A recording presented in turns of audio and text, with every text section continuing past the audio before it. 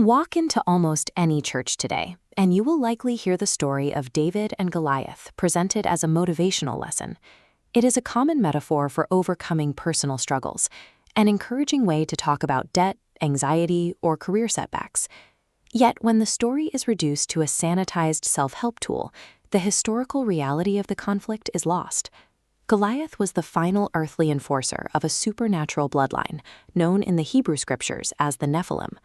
This group represents the seed of the serpent, mentioned in Genesis 3:15, a geopolitical faction that sought to dominate the early world and sever the specific human lineage that would lead to the Messiah.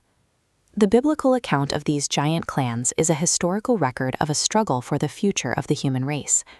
The roots of this conflict go back to Genesis 6. The text describes fallen supernatural beings who crossed their assigned boundaries to breed with humanity. According to the biblical record, this union produced the Nephilim, powerful individuals who used their stature and abilities to subjugate those around them. In the ancient Near East, these beings were woven into the cultures of Mesopotamia. Civilizations built massive ziggurats and megalithic temples to worship a pantheon of gods and demigods who demanded total submission from their subjects. This system of authority moved outward from Mesopotamia, establishing a tradition of god-kings who claimed a divine right to rule over the early human population. In these early centers of civilization, the line between religious worship and political subjugation did not exist.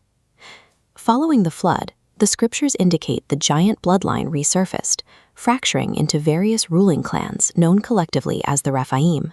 Their presence was documented in specific regions, such as the Kingdom of Bashan. Its ruler, King Og, is described as possessing an iron bed nearly 14 feet long and governing 60 fortified city-states. When Abraham led a force to rescue his nephew Lot, the geopolitical map was dominated by these tribes. The battle involved a coalition of kings fighting across the Dead Sea region, through territories occupied by the Rephaim, Zuzim, and Emim. Joshua's campaign in Canaan was directed at removing these established strongholds, a systematic removal of the remaining clans.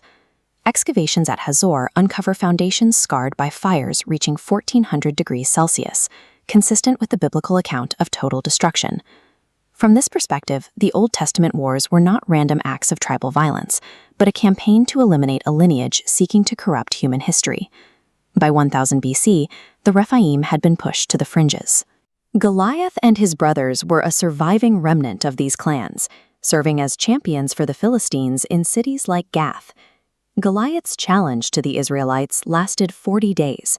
In biblical symbolism, the number 40 is the period associated with testing, the delivery of judgment, and the climax of a spiritual conflict.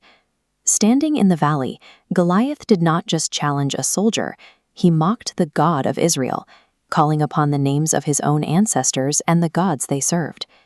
David's role was not that of a lucky underdog, but of an anointed king executing a judgment against the final champion of a displaced regime. While splinter cells of the Rephaim would remain in the region for years, Goliath's defeat signaled the end of their status as an unchallenged military power in the land. The prophet Isaiah provides a vision of the spiritual end of these rulers. He describes the Rephaim in Sheol, the place of the dead, stripped of their earthly authority and their former grandeur. The physical clans were eventually defeated, but the spiritual forces that drove their ambition for total rule remain part of the world's ongoing conflicts. This timeline suggests that the desire for global subjugation seen in the ancient world will eventually converge into a final figure, the Antichrist. For many, the return of Israel to its land in the modern era signals that we are entering the final chapter of this ancient conflict, as the historical stage is reset for a final confrontation.